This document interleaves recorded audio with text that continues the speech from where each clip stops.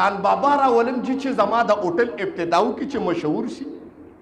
پخوا خو الله دې معافي کړي خلکو به طالبان ناوستل نو قرآن به پکې ختم کړ نو الله به د آینده مصیبتونو نه ساته اوس کنجران او پلیتان ناولي نو هلکه د دکان افتتاح پې وکړي اوس د قرآن سره به سرور وابستګي ختمه شو محترم ختم شو مونږ قرآن دې ته پاتې شي چې ختمونه به پکې کوو د ختمونو نه خبره ووته الحمدلله ووایي باس ختمونو نه چوټې شوه جي اوس به زه پلیتان ناولم زه به اوس دا بېغیرت او دوسان او کنجرې ښځې راولم افتتاح له محترمو دا زمونږ ایمان دی خفه کېږو به پې باندې نه تاسو وګورئ په دا میډیو باندې څومره چې هوټلې کلو شوې هلکه افتتاح یې پلیتو خلکو وکړه محترمو پلیتو خلکو توبه خدای توبه الله دې وساتي علامہ ابن جوزی رحمت الله علیه صفت و صفو کې دا واقع لیکلې ده وی یو بزرګو کشته کې روانو کشته کې په بحر کې نو چې کله انسان باندې لګي د مرګ یره راشي نو دته الله را یا چې تاسو ته پته ده आवाज را نه کینه ایمان بیا خپل زلزلو کې لګ وګوري ایمان لګ دې زلزله چې د زلزلې جړق لګ سیوا شي نو دغه ټیم کې ستا د زړه کیفیت بیا سي دغه ټیم کې موږ ویل چې دا ځمکه ونشتېږي یا را باندې دا بلډینګ راکوز نشي په تاده کې که نیمه شپه مې محترمو د مرګ د یورې د وجې نه چې ستا بچي دننه په کوټه کې پراتي هغه دې پریښي او بار را منډې وې مرګ ډېر د مرګ یره ډېر بد شی دی محترم دا بزرګ وی عبدالرحمن ابن زید دا بزرګ وی وای مونږ سره ډیر عجیبه غوندې خلک او دا سوچ فاسقان او ګناهګارو نو د کشته چپې چرالې نو ټولو چغې کړې الله ته ټولو الله ته چغې کړې نو عبدالرحمن ابن زید وی ما ورته وی چې د چا ګناهونه نو الله ته پې خپېمانه شي الله ته پې خپېمانه شي نو ټولو دغه ټیم کې چې د عذاب ټیم وګوي چې الله کشته اړولم شو الله کشته اړولم شو محترمو نو دغه ټیم کې توبه طیب شو نو الله یو چپر راوسته نو دا کشته ولې جزیرې ته کړه شوک سره لږ سبحان الله د خدای در کې څه کمی نو چې د جزیرې ته شو نو عبدالرحمن ابن زید وی ما وی چې راشه د جزیره کې به لږه دمه وکړو چې دا توپان غلی شي بیا به ځو خو ټول په حق او سچ باندې توبه وباسئ ټول وی موږ توبه طیب یو آینده به د ګناه تصور هم نه کوو مرګ یې ولیده محترم سی ولیدل توجه شته اواز نه راکوي وای چې کتل په دغه جزیره کې یو انسان ناست دی او د بت عبادت کوي په دې جزیره کې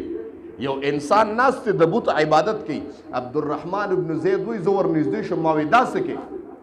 هغه چې ولیدم چې هلکه په دې جزیره کې خلک څه کوي مونږ وی هلکه توپان روړي او دلته راغلي یو تاسو مونږ مسافر یو ته څه کوې دلته دې جزیره وی ناست یم د دې بت عبادت کوم نو د دې بوت نو عبدالرحمن ابن زید وی ما ورته وی چې دا بوت خو اوس ته یو تطوڼه او باسم نو دی خو ماله جواب هم نشي راکولی اوس تا په مخ کې د دې بوت نه یو تطوڼه او سپېړه او باسم دې ماله ځان بچي یو لته ول ورکو دې ځمکې لی راغورځو دې ماته څه وي دا ستا سم خدای دی ته ګوره هغه چاته دا کې چې دې ځان نه ماشم نه مچان او ګندګي هم نشي شړلی چې دا خبره ذهن کې پرېوته دا دغه نو زه به څه کوم چې دا خو زمونږ خدای دی نو خدای به کوم ځای ګورم هغه خدای کتو ته ضرورت نشته خدای هر ځای موجود دی وی دا څه وی دا چاته ویلي وی دا زمونږ پیغمبر جناب محمد رسول الله ویلي دی شوک سر سبحان الله وی ستاسو پیغمبر وی زمونږ پیغمبر وکنه جناب محمد رسول الله څه شو وفات شوی دی ښه نو څه نښه پته شته تاسو شته که نه قرآن شته دا د هغه نښه تر نن تاریخه پورې موږ سره وي تاسو یې ماته لږ تلاوت وکړئ عبدالرحمن ابن زید وی د قرآن تلاوت چې مې وکړ نو هغه کافر راته په ژړا شي دا د قرآن تاثیر و محترم قرآن کې الله فرمایي انا انزلناه فی لیلة القدر دا قرآن ما د لیلة القدر نازل کړی دی د شپه کې مې دا داسې مبارکه شپه ده چې قرآن پکې نازل دی قرآن محترم او د قرآن د کتاب خو تاسو ته پته ده د قرآن د کتاب خو تاسو ته او د پاور تاسو ته پته ده محترمو چې الله وایي چې د دې قرآن په وجه باندې ما قومونه اوچت کړي دي او قومونه مې د اسمان نه راغورځولي دي محترمو دا داسې کتاب دی خو عقیده ده اوس څه ته پاتې شو پخوا بیا هم لا ښه و د دې خلکو الله دې معافي وکړي دا خبره ستاسو معاشري والا خبره کوم جی عبدالرحمن له دا خبره معاشري ولکم پخوا چې بچا بس واغسته بکسه به واغسته دکان به کولو که شاپینګ پلازا به کولو کړه نو طالبان به راوستل نو د قرآن تلاوت به کو توجه شته دی خبرې ته ذیشان طالبان به راوستل نو د قرآن تلاوت به کو اوس څه چلې خبرې اوس د ټیک ټاک سټاران راولي په هغې باندې ریبن کټ کوي سبحان الله ووایې د ټیک ټاک سټاران نازي محترمو هغه پلیت چې هغې زندگی په زناګارانو کې تیریږي او د هغې چې راپاسي نو ایک کټي بانګ مار راپاسي په 1201 بجه راپاسي سار موندې نه کړې په پلیت دغه باندې اندامونو باندې راپاسي او ریبن په سر کې واچي او جي سټار راغی هغه به اوس د شاپینګ پلازي او د هوټل افتتاح کوي محترم او دا شعر زمونږ په دغه کې برکت شته نشته که نه او دا شعر جینکې پکې بعضې خلک هوټلو ته راولي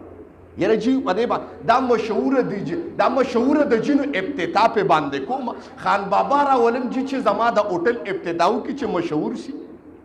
پخوا خو الله دې معافي کړي خلکو به طالبان ناوستل نو قرآن به پکې ختم کړ نو الله به د آینده مصیبتونو نه ساته اوس کنجران او پلیتان ناولي نو هلکه د دکان افتتاح پې وکړي اوس د قرآن سره به سرور وابستګي ختمه شو محترم ختم شو مونږ قرآن دې ته پاتې شي چې ختمونه به پکې د ختمونو نم خبره ووته الحمدلله ووایي باس ختمونو لم چوټې شوه جي اوس به زه پلیتان راولم زه به اوس دا بېغیرت او دوسان او کنجرې ښځې راولم افتتاح له محترمو دا زمونږ ایمان دی خفه کېږو به پې باندې نه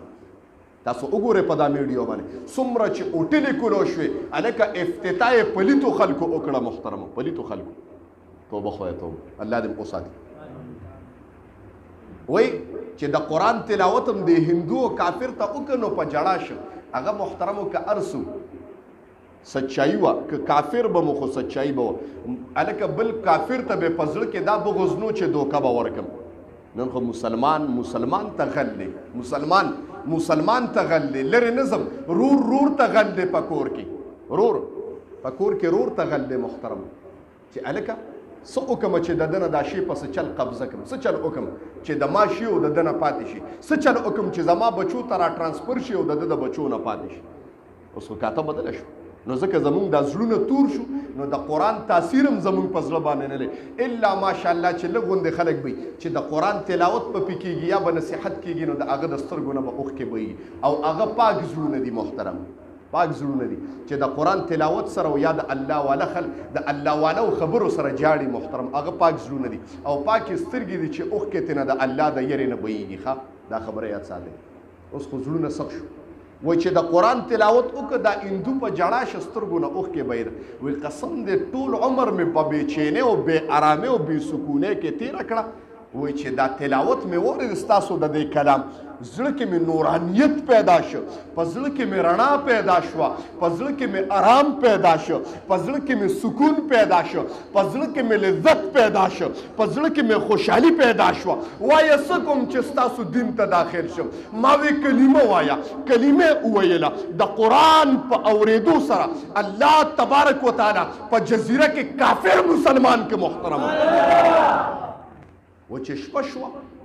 و چې شپه شوه د عباداتو طریقه م ورته وښوله د مونځ طریقه م ورته وښوله چې شپه شوه نو مونږ ټول اوده شو مونږ یې هلکه اوده کېږئ چې بسترې ځان ته خوروئ اوده کېږئ نو دا کافر راته څه وایي وایي ستاسو خدای اوده کېږي توجه شته خو نه پوهېده کافر وي ما ورته د آیت الکرسۍ دا آیت ووایي د آیت الکرسۍ یو آیت مې ورته ووایي چې زما رب باندې نه خوب راځي او نه پې د خوب جوټه راځي زما رب د دې نه مبرا دی او د دې نه منزه دی پاک دی د خوب نه ښه نو چې ستاسو خدای نه اوده کېږي نو تاسو څه کوئ چې اوده کېږي د ما د خدای عبادت به څوک کوي اوس کافر عبدالرحمن ابن زید وایي عجیبه جمله کافر وویله چې ستاسو خدای نه اوده کېږي نو تاسو څه کوئ چې اوده کېږي عبادت به څوک کوي وایي مونږ یې بس انسانان یو ستړي شوي یو نو وایي مونږ انسانان یو ستړي شوي مونږ اوده شو دغه کافر د شپې ودرېده ټوله شپه یې وجړل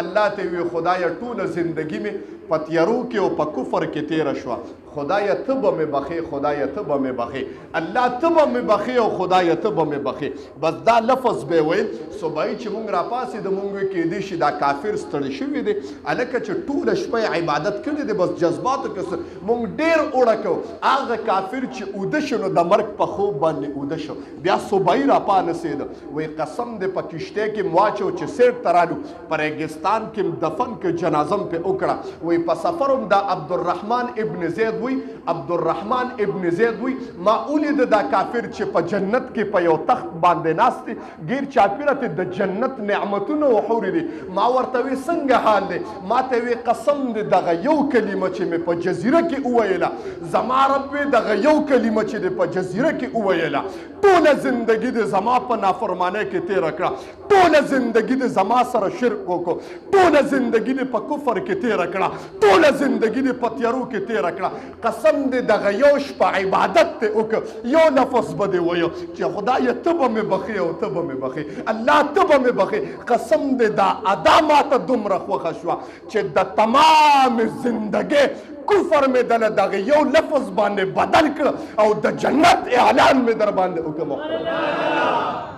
انسان چې توبه وباسي محترم ما وی اخیری عشره د استغفار ووایه، استغفار ووایه ډېر. خدایه او مې بخه، الله مغفرت مې نصیب کړه.